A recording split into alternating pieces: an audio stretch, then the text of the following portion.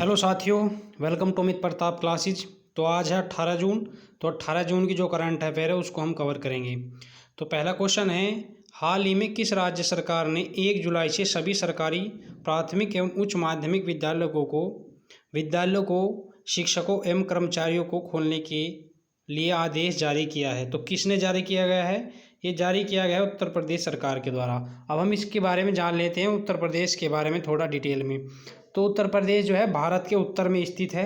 उत्तर प्रदेश भारत के उत्तर में स्थित है और ये नेपाल की सीमा को छूता है। उत्तर प्रदेश की जो राजधानी है वो लखनऊ है। अब उत्तर प्रदेश में जो लोकसभा की सीट हैं वो 80 हैं और राज्यसभा की सीट हैं 31। अब उत्तर प्रदेश के जो मुख्यमंत्री हैं योगी आदित्यनाथ जी हैं और जो गवर्नर है वो हैं आनंदीबेन पटेल। जो उत्तर प्रदेश का गठन किया गया था वो किया गया था 24 जनवरी 1950 को। अब जो उत्तर प्रदेश जो वर्ग किलोमीटर में फैला है वो है 2,40,928 वर्ग किलोमीटर में उत्तर प्रदेश फैला हुआ है। उत्तर प्रदेश में जो नेशनल पार्क है उसके बारे में देख लेते हैं। दुधवा नेशनल पार्क है और एक दुधवा टाइगर रिजर्व है। तो ये उत्तर प्रदेश के बारे में ये कवर हो। तो इसका आंसर क्या है? उत्तर प्रदेश। अगला क्वेश्चन है दूसरा, EPFO ने कर्मचारियों के भविष्य निधि कोष UAN से आधार नंबर को जोड़ने की एवं रिटर्न दाखिल करने की अवधि को कब तक के लिए बढ़ा दिया गया है? यानी जो व्यक्ति है जो किसी प्राइवेट या गवर्नमेंट फर्म में काम कर रहा है, अगर उसका PF कट रहा है तो उसे UN से अपने जो है आधार नंबर, एक UN नंबर होता है, उसको आधार से जोड़ना होता है। तो इसकी जो डेट है वो पहले थी 1 जून थी, अब बढ़ाकर उसकी 1 सितंबर कर दी है। तो इसको यहाँ पर कर दिया गया है। अब जो EPFO के बारे में जान लेते हैं। इसका हेडक्वार्टर जो है दिल्ली में है और इसकी जो शुरुआत की गई थी 1952 में EPFO की शुरुआत की गई थी। अब जो 1 सितंबर है इसको कौन सा दिवस मनाया जाता है? तो इसको दिवस मनाया जाता है राष्ट्रीय पोषण दिवस। तो इसका आंसर क्या हुआ? 1 सितंबर। अगला क्वेश्चन है, भारतीय क्रिकेट कंट्रोल बोर्ड BCCI ने किस क्रिकेट पर लगे आजीवन प्रतिबंध को हटा दिया है?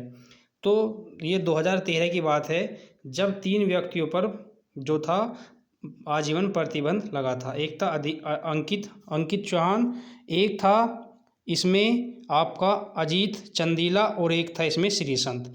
तो अब जो है 2013 में ये राजस्थान रॉयल्स में खेल रहे थे, तो इन पर स्पोर्ट जो फिक्सिंग है उसका आरोप लग चुका था और ये आजीवन प्रतिबंध लग गया था इसका।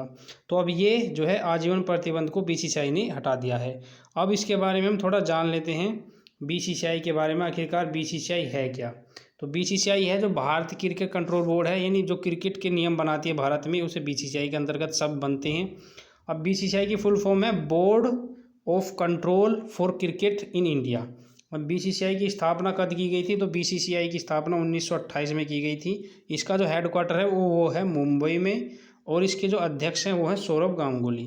तो इसके बारे में यहाँ पर सब आपको, इसका जो आंसर है अंकित चौहान है। ठीक है, अगला क्वेश्चन देखते हैं। अगला क्वेश्चन है, विश्व दाता सूचकांक 2021 वर्ल्ड लिविंग इंडेक्स दाता सूचकांक वर्ल्ड गिविंग इंडेक्स 2021 की रिपोर्ट के अनुसार दुनिया का 14वां सर्वाधिक परोपकारी देश निम्न में से कौन सा है? तो ये बताइए। तो इसका आपका आंसर क्या होगा? तो ये है भारत। ये एक सूचकांक है जिसमें भारत 14वें नंबर पर आया है। अब इसमें हम थोड़ा इनके जो देश हैं इनकी डिटेल जान लेते हैं। जो नेपाल है, नेपाल के बारे में जान लेते हैं। नेपाल एक लैंड लॉक्ड कंट्री है, यानी ये जो नेपाल जो देश है पूरी तरह से देशों से घिरा हुआ है, ना कि समुंदर से। अब नेपाल की मुद्रा के बारे में जान लेते हैं। जो नेपाल की मुद्रा है वो नेपाली रुपये है और नेपाल की राजधानी है काठमांडू। नेपाल में जो है एक संगठन है सार्क, सार्क। इसका फुल फॉर्म है south Asian association for regional cooperation. इसकी शुरुआत 8 दिसंबर 1985 को की गई थी, सार्क की स्थापना। अब ये सार्क जो है इसमें 8 देश हैं। ये दक्षिण एशियाई समूह का देश है जिसमें 8 देश हैं इसमें सार्क में। अफगानिस्तान, बांग्लादेश, भूटान, इंडिया, मालदीव, नेपाल, पाकिस्तान और श्रीलंका। तो यहाँ पर ये इस तरीके से इसमें 8 देश हैं सार्क में। अब दूसरा आता है चीन। तो चीन की राजधानी है बीजिंग और यहाँ पर जो चीन के जो राष्ट्रपति हैं शी जिनपिंग हैं, और जो चीन की पॉपुलेशन है वो 139.77 करोड़, यानी 139 करोड़, यानी 1 अरब 39 करोड़, 40 करोड़ के समथिंग। अब जो ये चीन है इसकी जो मुद्रा है वो क्या है, युआन या रेमिनबी। और चीन में एक, जैसे नेपाल में एक संगठन था, ऐसा ही चीन में है शंघाई सहयोग संगठन। इसकी शुरुआत की गई थी 15 जून 2001 को। इसका हेडक्वार्टर बीजिंग और चीन में है, और जो इसके अध्यक्ष हैं SCO के, शंघाई सहयोग कॉरपोरेशन के इसके अध्यक्ष हैं नोरेव व्लादिमीर नोरेव, जो उज्बेकिस्तान के हैं। अब इसमें देख, इसमें यहाँ पर इसको कवर हुआ। अमेरिका का आप सभी को पता है, यहाँ पर ये हैं।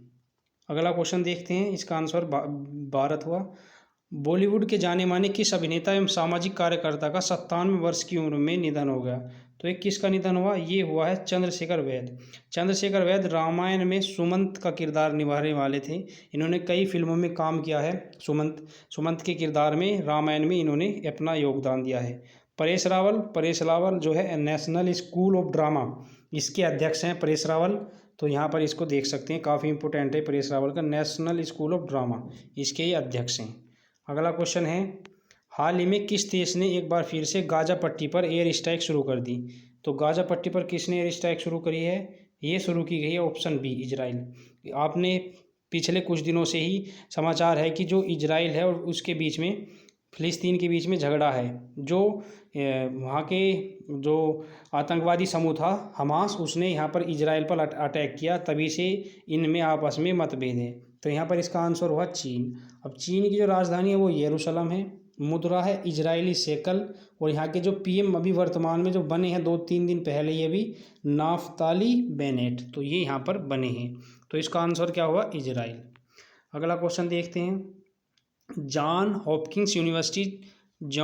हॉपकिंस यूनिवर्सिटी टैकर के मुताबिक कोविड-19 के कारण 60,000 से ज़्यादा मौतें किस देश में दर्ज की गई हैं?